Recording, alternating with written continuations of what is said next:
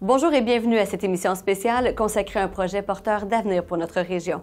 L'hôpital L'Hôtel-Dieu d'Arthabasca s'apprête à entrer dans une nouvelle ère. Un projet soutenu par une mobilisation citoyenne sans précédent, par les élus locaux et par le gouvernement, tous unis pour répondre aux besoins de santé d'aujourd'hui et de demain.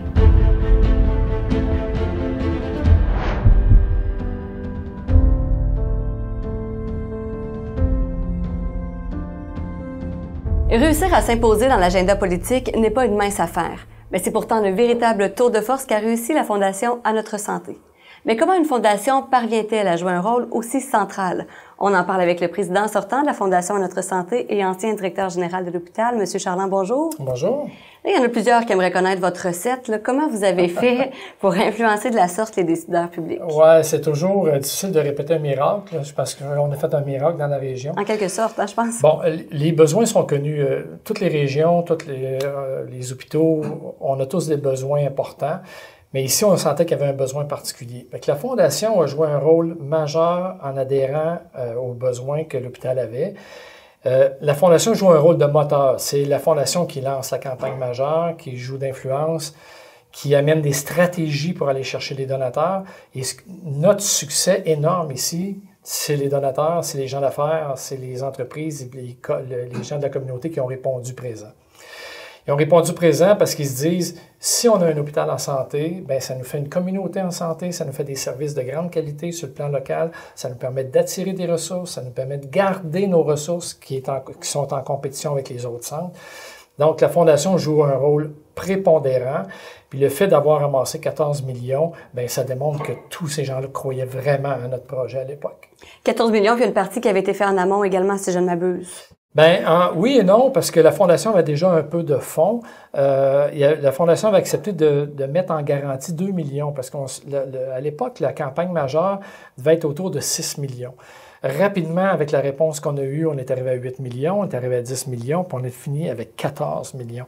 Fait que le 2 millions que la Fondation avait mis en garantie, on s'est dit, est-ce qu'on remet ça dans nos coffres? Puis on s'est dit, non, on va mettre une pression supplémentaire sur le gouvernement parce qu'on sait que la campagne majeure a joué un rôle prépondérant, on pourra en reparler, mais 14 millions sur un projet à l'époque qui était autour de 50 millions, bien, c'était presque le tiers du projet. Là. Mais ça l'est, ça, la pression dont vous parlez. Et voilà. Donc, ça crée une pression. Les gens du politique disent, s'il y a une communauté qui désire autant que ça un projet, il se passe quelque chose. On a eu 4 ministres de la Santé durant toute cette démarche-là, et les 4 ministres nous ont dit de façon unanime, puis de façon très ouverte, on n'a jamais vu une région répondre autant que ça à un projet. Donc, les gens y croyaient le projet. Puis ça, c'est l'ADN du succès qu'on a eu avec cette campagne-là. Puis le fait qu'on ait notre projet à la hauteur de ce qui se présente aujourd'hui. Mais est-ce que cette mobilisation-là fait la différence, justement, sur l'issue du projet? Tout à fait. Unanimement, tout le monde l'a dit, tous les décideurs aux différents niveaux, autant régional, national, au ministère de la Santé, qu'un montant de cette envergure-là, une mobilisation de cette envergure-là, on n'avait jamais vu ça au Québec. On le voit, souvent on voit des gros chiffres, Montréal, Québec, Sherbrooke, des campagnes qui sont plus grandes que ça, mais la population est beaucoup plus grande. Mais si on se fie au nombre de donateurs, total, à la quantité d'argent qu'on a ramassé et la diversité des dons, autant les gens du milieu social, du milieu des affaires, du milieu agricole, tout le monde était là, des particuliers, tout le monde a dit oui à cette campagne-là. Alors, c'est ça qui a fait une différence très importante au niveau des décideurs. Là, on mobilise, on sollicite, mais là, il y avait quand même un nouvel angle auquel s'attaquer. On fait de la politique aussi, on tente d'influencer, à tout le moins. Ça, c'est assez particulier aussi là, pour une fondation. Oui, bien en fait, c'est pas le rôle qu'on veut jouer habituellement. Une fondation joue un rôle neutre. On s'arrange pour avoir que des amis. Fait que c'est ça qui est le succès d'une fondation.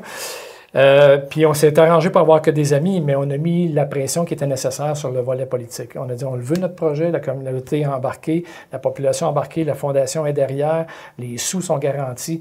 Donc maintenant, le politique répondait à notre demande.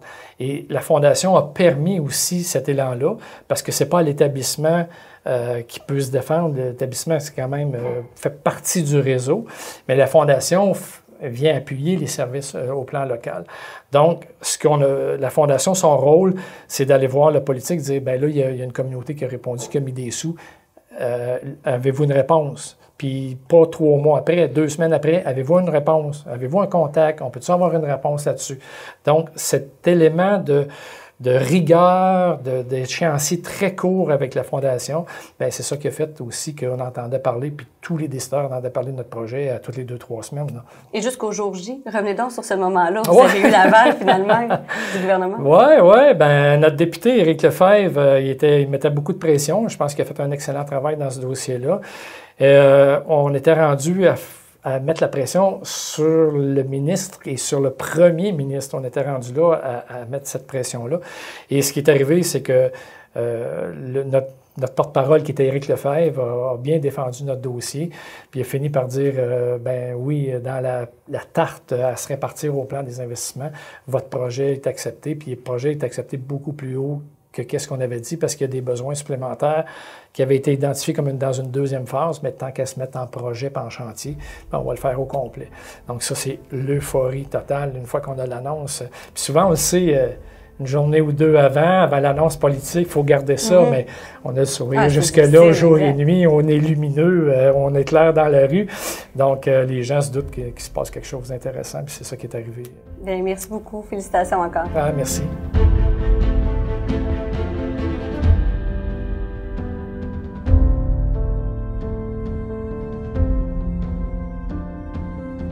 Dans ce dossier, un nom se distingue, celui du député d'Arthabasca, Éric Lefebvre, qui a joué un rôle central dans l'acceptation de ce projet. Monsieur Lefebvre, en tant que porte-parole de la communauté à l'Assemblée nationale, vous avez plaidé vraiment avec conviction notre projet d'hôpital. Puis on le sait, hein, c'est dans un contexte où les besoins sont grands. Qu'est-ce qui fait, selon vous, que ce projet-là s'est distingué? Ouais, c'est drôle parce que je suis déjà émotif d'en parler parce que c'est vraiment le plus gros projet. Là. Le 5 décembre dernier, j'ai fêté mes 8 ans comme élu à l'Assemblée nationale. Et en 2016, lors de l'élection partielle, la veille du déclenchement des élections, mon ami maintenant, Gaétan Barrette, qui était ministre de la Santé, était venu annoncer pour la Xème fois le projet d'agrandissement de l'Hôtel-Dieu d'Arthabasca, qui à l'époque était un projet de 50 millions. Alors, Gaétan était venu annoncer ça la veille de la campagne électorale, comme je te dis, pour la 2e, 3e fois, pour essayer de lancer justement leur campagne. Et je me disais, ce projet-là, on en parle depuis longtemps, mais si j'ai le privilège d'être élu, c'est le projet porteur que je veux porter au cours du premier mandat. Ça a pris un peu plus qu'un mandat, mais on est passé d'un projet de 50 millions à 361 millions. Le projet a complètement évolué avec le temps. L'Hôtel-Dieu d'Arthabasca, que les gens connaissent présentement, là, à la fin du projet, ça va être 1,5 fois ce qu'on connaît comme Hôtel-Dieu d'Arthabasca. Fait qu'on est dans tout un autre projet. Et vous étiez un peu entre l'arbre et l'écorce, parce que je le dis, les besoins sont grands. Tout le monde a presque levé la main en même temps pour des besoins dans les différents hôpitaux du Québec. Vous connaissez les besoins du milieu. Comment, comme élu, on arrive justement à plaider un dossier comme celui-là? J'avais besoin de plusieurs clés pour dénouer ce projet-là. Et une des clés importantes a été la Fondation à notre santé, qui a amassé 14 millions de dollars à l'intérieur à peu près de 2 ans. Puis on pense que c'est comme ça partout au Québec au niveau de la générosité de la population, mais ici, on a une population généreuse qui est exceptionnelle. Que ce soit la Fondation à votre santé, les Amis d'Eliott, le CHSLD, les gens sont excessivement généreux. Et ça a été une de mes clés, parce que quand je l'ai présenté à l'époque à Danielle Mécan, qui était la ministre de la Santé, et je lui ai dit le montant qui avait été amassé par la Fondation, elle me dit, Éric, c'est vraiment exceptionnel pour la grandeur de communauté qu'on a ici. Fait que ça a été une des clés là, qui m'a aidé à dénouer. Mais comme tu l'as dit, plusieurs hôpitaux arrivent en bout de course où ils doivent être améliorés, avoir des améliorations importantes. Et là, là c'est sûr que ça joue un peu plus du coude là, pour faire valoir l'importance de son projet. Puis moi, je disais, regarde, ma communauté a amassé 14 millions à l'intérieur de 2 ans. Ça prouve que toute la communauté est derrière ce projet majeur-là. Et par la suite, justement, avec Danielle Mécan, j'avais fait venir Claude Charland, avec des membres pour rencontrer Daniel pour présenter le projet, la Fondation à notre santé. Et j'ai fait valoir le projet, naturellement, auprès du ministre de la Santé, Conseil du Trésor. Mais à la fin, dans des projets de cette envergure-là, je le dis toujours, 361 millions, là, c'est le plus gros projet qu'on n'aura pas eu dans les 100 dernières années pour un projet. Puis c'est assurément aussi le plus gros projet qu'on n'aura pas dans les 100 prochaines années pour un seul projet. Alors, c'est vraiment majeur comme investissement. Et en bout de course, j'avais réussi à faire mettre au PQI, qu'on appelle le Programme québécois des infrastructures, 250 millions. Et quand on a eu les derniers plans qui sont entrés, puis on est arrivé à 361, bien là, il me manquait un peu plus que 100 millions. Mais là, tu comprendras que 100 millions, ça ne se trouve pas sur... Non, en claquant des doigts. En claquant des doigts. Et là, je faisais des pieds et des mains pour avoir les 100 millions supplémentaires. Et là, la pression, honnêtement, là, est venue beaucoup de la Fondation, de mon ami Claude Charland. Et moi, c'est sûr que je voulais qu'on avait le choix de faire le projet en une phase seulement, qui est de 361 millions, ou de le faire en deux phases avec l'argent que j'avais déjà réussi à avoir au PQI, 251 millions. Et là, moi, ce que je disais, c'est que si on fait venir, comme on dit dans le jargon de la construction, les pépines, puis qu'ils quittent, j'ai dit, je ne connaîtrais pas de mon vivant le moment où est-ce qu'ils vont venir compléter les travaux. On va être déjà sur d'autres projets à hauteur du Québec. Il fallait absolument que je trouve ce 100 millions supplémentaires-là. C'est assurément le projet. C'est un projet de toute une communauté, mais j'en prends un petit bout. Avec raison. Qui me fait une grande fierté de mon passage comme député d'Arthabasca. Parce que c'est ça, ultimement, le règne, la suite de ce projet-là, son aboutissement dans la communauté, c'est, entre autres, oui, l'amélioration des soins de santé, mais la rétention aussi, attraction de main-d'œuvre. Absolument, absolument. Tu sais, tu dis, moi, je dis toujours, là, notre hôpital, c'est la pierre angulaire de notre région.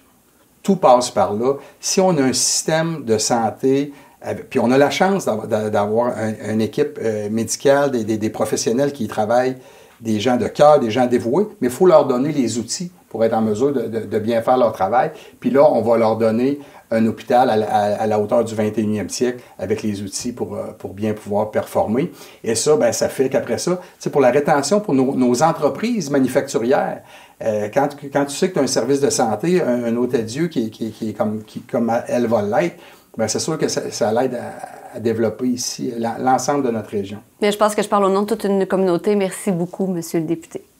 Bien, ça me fait plaisir. Merci à tout le monde de votre implication auprès de la Fondation. Encore une fois, on est privilégiés ici d'avoir des gens de cœur qui s'impliquent dans la Fondation, qui donnent à la Fondation et qui nous permettent d'avoir des résultats comme ceux-là. Alors, en mon nom, depuis 8 ans que j'ai le privilège d'être vos yeux, votre voix et vos oreilles à l'Assemblée nationale, merci du fond du cœur à tout le monde.